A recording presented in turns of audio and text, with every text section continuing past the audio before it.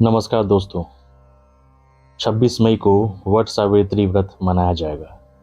ये व्रत शादीशुदा महिलाएं अपने पति के लंबी आयु के लिए व्रत रखती हैं। आइए ये जानते हैं कि वट सावित्री व्रत क्यों मनाया जाता है, इसके पीछे पौराणिक कहानी क्या है।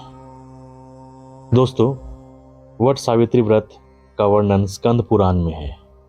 स्कंद पुराण में देवी सावित्री के पति सत्यवान की मृत्यु हो जाने पर सावित्री द्वारा पति के प्राण वापस लाने की कथा का जिक्र वट सावित्री व्रत कथा में किया गया है। इस कथा के विषय में कहा गया है कि यह कथा सौभाग्य प्रदान करने वाला है। इसलिए वट सावित्री व्रत के दिन वट वृक्ष के नीचे सुहागन स्त्रियां वट सावित्री व्रत की कथा का विस्तार पूर्वक पाठ करती हैं और सुहागिन महिलाएं को इस कथा को जरूर सुनना चाहिए। इससे सुहाग की उम्र लंबी होती है और वैवाहिक जीवन में प्रेम और सुख समृद्धि की प्राप्ति होती है। वट सावित्री व्रत कथा हिंदू धर्म में एक महत्वपूर्ण कथा है जो विवाहित महिलाओं द्वारा अपने पति की लंबी आयु और परिवार की सुख समृद्धि के लिए व्रत के रूप में मनाई जाती है। इस व्रत की कथा का मुख्य पात्र सावित्री और सत्यवान है। देवी पार्वती ने कहा, हे देवताओं के भी देवता, जगत के पति शंकर भगवान, प्रभास क्षेत्र में स्थित ब्रह्मा जी को प्रिया जो सावित्री देवी हैं, उनका चरित्र आप मुझसे कहिए। जो उनके व्रत का महामत्य हो और उनके संबंध का इतिहास हो, एवं जो स्त्रियों के पतिव्रत्य को देने वाला, सौभाग्यदायक और महान उदय करने वाला हो, आप मुझे बताइए। तब शंकर भगवान ने कहा, हे महादेवी, प्रभास क्षेत्र में स्थित सावित्री के असाधारण चरित्र को मैं तुमसे कहता हूँ। हे माहेश्वरी, सावित्री स्थल नामक स्थान में राजकन्या सावित्री ने जिस प्रकार से उत्तम वट सावित्री व्रत का पालन किया था, उसे मैं आपको बतलाता हूँ। मध्य देश में एक धर्मात्मा राजा रहते थे जो सभी प्राणियों के हित में तत्पर रहते थे और उसका नाम अश्वपति था। धर्मात्मा क्षमाशील सत्यवादी होने पर भी राजा संतान रहित थे। एक समय वो राजा प्रभास क्षेत्र में यात्रा करते हुए पहुंचा और सावित्री स्थल पर आ गया। वहां पर राजा ने अपने रानी के साथ इस व्रत को किया जो सावित्री व्रत नाम से प्रसिद्ध सभी प्रकार की कामनाओं को पूर्ण करने वाला है। भूर्भुवः स्वः इस मंत्र की साक्षात मूर्ति बनकर स्थित श्री ब्रह्मा जी की प्रिया सावित्री देवी उस राजा पर प्रसन्न हुई। कमंडलू को धारण करने वाली वो सावित्री देवी दर्शन देने के बाद पुनः अदृश्य हो गई। लेकिन देवी के दर्शन के पुण्य से कुछ दिनों बाद ही राजा अश्वपति के घर देवी के समान रूप वाली कन्या का जन्म हुआ जो देवी सावित्री के अंश से ही उत्पन्न हुई थी। देवी सावित्री की प्रसन्नता से प्राप्त तथा सावित्री की पूजा करने के बाद उत्पन्न कन्या का नाम भी सावित्री रखा गया। वो राजकन्या देवी लक्ष्मी के समान शोभित होती हुई बढ़ने लगी और धीरे धीरे सुकोमल अंगों वाली वो कन्या यौनावस्था को प्राप्त हुई। नगरवासी उस कन्या को देखकर यही समझते थे कि यह कन्या कोई देव कन्या है। कमल के समान विशाल नेत्र वाली एवं तेज से अग्नि के समान प्रज्वलित होती हुई वो सावित्री महर्षि भृगु द्वारा कहे हुए सावित्री व्रत को करने लगी। लक्ष्मी के समान सुशोभित वह कन्या एक दिन देवी सावित्री की पूजा के बाद पिता के पास खड़ी हो गई। उस समय पुत्री की युवा अवस्था को प्राप्त हुई देखकर राजा ने मंत्रियों से सलाह किया। इसके बाद राजा ने सावित्री से कहा, हे पुत्री, तुम्हें योग्य वर को देने का समय आ गया है। मुझसे कोई तुम्हें मांगने के लिए भी नहीं आता और मैं भी विचार करने पर तुम्हारी आत्मा के अनुरूप वर को नहीं पा रहा हूं। अतः हे पुत्री, देवताओं के निकट मैं जिस तरह से निंदनीय ना हो वैसा तुम करो। मैंने धर्मशास्त्र में पढ़ा और सुना भी है कि यदि पिता में गृह में रहते हुए विवाह के पहले ही जो कन्या रजोधर्म से युक्त हो जाती है, उसके पिता को बड़ा पाप लगता है।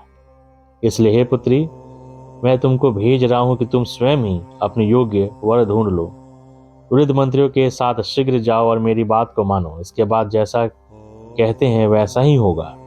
ऐसा कहकर सावित्री घर से निकलकर राजर्षियों के साथ तपोवन की ओर चल पड़ी और वहां पहुंचकर माननीय वृद्धजनों को प्रणाम करके सभी तीर्थों और आश्रमों में जाकर पुनः मंत्रियों के साथ सावित्री अपने महल को लौट गई।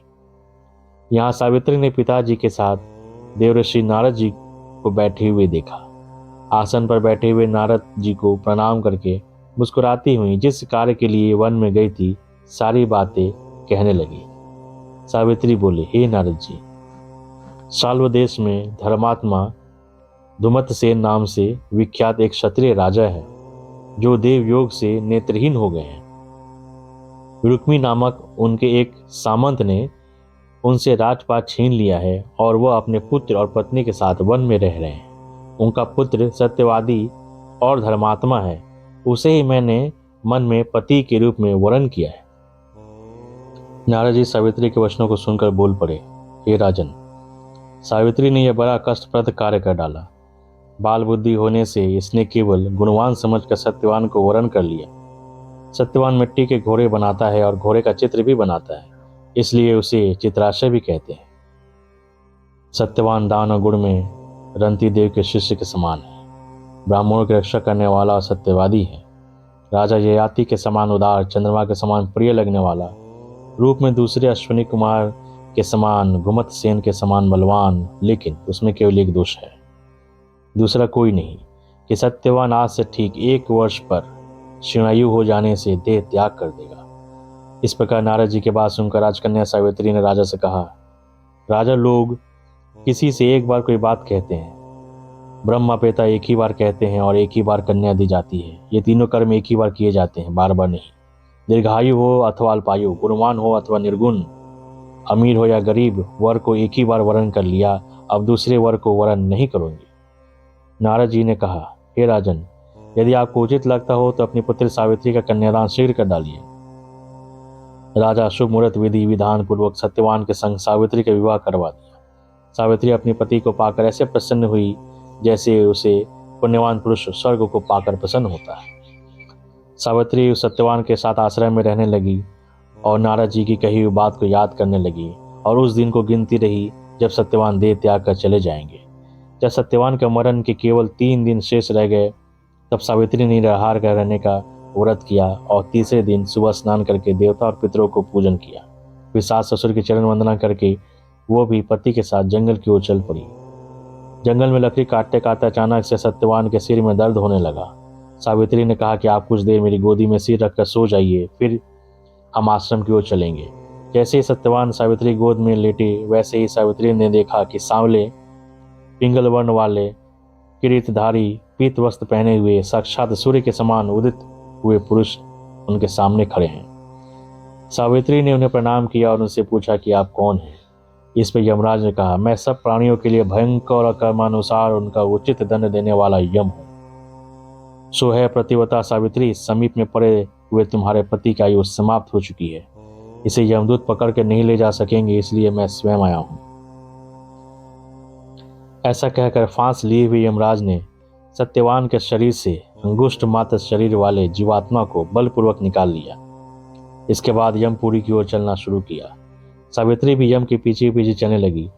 यमराज ने सावित्री से कहा कि कोई भी जीव बिना आयु समाप्त हुए यम मार्ग में नहीं जा सकता।